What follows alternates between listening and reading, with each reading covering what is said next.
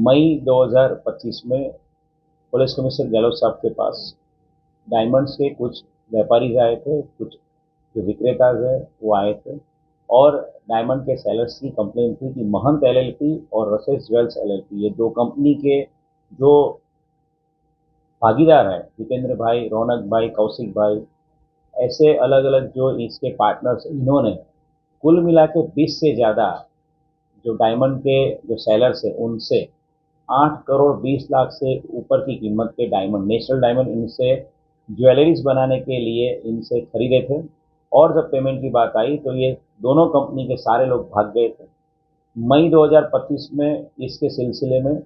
BNS की धाराएं 316(5), 61 और 3(5) के मुताबिक गुना दाखिल किया गया था। और इसी सिलसिले में अब तक कुल 6 अक्यूज की धरपकड़ कर चुके हैं हम लोग, अरेस्ट कर चुके हैं। और इसमें महन डायमंड एलएलपी और रसेस एलएलपी से जुड़ा हुआ मेन पार्टनर रौनक धोड़िया, जो काफ़ी अरसे से फरार था, इसको 6 महीने बाद मेहनत के बाद इकोसेल की टीम ने सूरत शहर में जहाँ से छिपा हुआ था वहाँ से उसको अरेस्ट किया है। रौनक धोड़िया इस केस में अरेस्ट किया हुआ 7वां अक्यूज है। रौनक धोड़िया को न्यायिक हिरासत में भेजने से पहले उसके 2 दिन के पुलिस रिमांड लिए गए हैं और अभी रौनक धोड़िया की पूछताछ जारी है। इस केस में ये जो डायमंड जो लिए गए थे, डिलीवरी जो ली गई थी, उसको कहाँ आगे बेचा गया है, इस डायमंड को कहाँ पे रखा गया था, या तो इसको कहाँ पे बेच दिया गया है, इसको कहाँ पे रख दिया गया, उस मामले में उसकी पूरी पूछताछ अभी जारी है।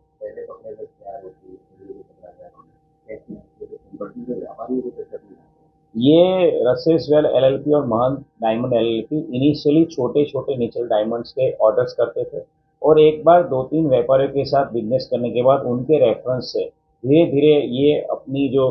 ट्रस्ट बढ़ता जाता था, उस हिसाब से वो अलग अलग व्यापारी को कांटेक्ट करते थे।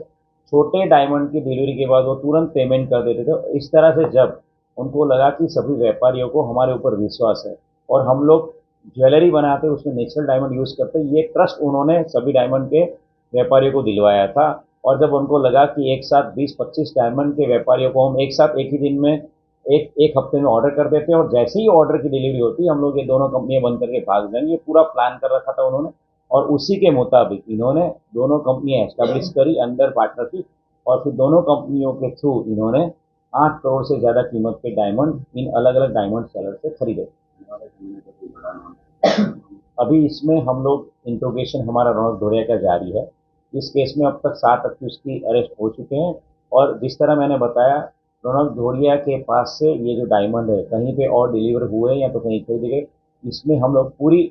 पूछताछ करेंगे और पूरी इसमें इन्वेस्टिगेट करेंगे। और फिर से एक बार हमारे सभी मीडिया मित्रों के माध्यम से सूरत के सारे डायमंड के बिजनेस से जुड़े हुए या टेक्सटाइल के बिजनेस से जुड़े हुए सभी सेलर से हम लोग रिक्वेस्ट करेंगे, अपील करेंगे कि भाई आपके पास अगर कोई भी कंपनी या तो कोई भी बंदा या कोई भी पर्सन किसी भी नाम से आपके पास से डायमंड की खरीदी करने के लिए आ रहा है तो उसके आप रेफरेंसेस चेक करिए, उसके 3 से 4 रेफरेंसेस मांगिए, उसके साथ बिजनेस के लोगों के पास उनका कांटेक्ट करिए और प्रॉपर रेफरेंसिंग चेक के बाद ही आप किसी को भी डिलीवरी करिए। और काफ़ी टाइम देखा गया है कि पोस्ट डिलीवरी अब पेमेंट बाद में करेंगे, 1 हफ्ते बाद, 10 दिन बाद करेंगे, ये बता के लोग डायमंड की डिलीवरी देते हैं। रिसेंटली हमारे पास जो दिवाली के टाइम पे जो बना हुआ था डायमंड हाइस्ट जो हुआ था, 6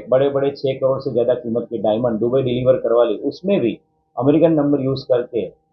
दुबई में डिलीवरी करवाई गई थी और पेमेंट बाद में करेंगे ये झांसा देके ही डिलीवरी हुई थी, जिसमें हम लोगों को बहुत बड़ी सफलता, 6 जितने 5 करोड़ से ऊपर की कीमत के डायमंड रिकवर करने में सफलता मिली।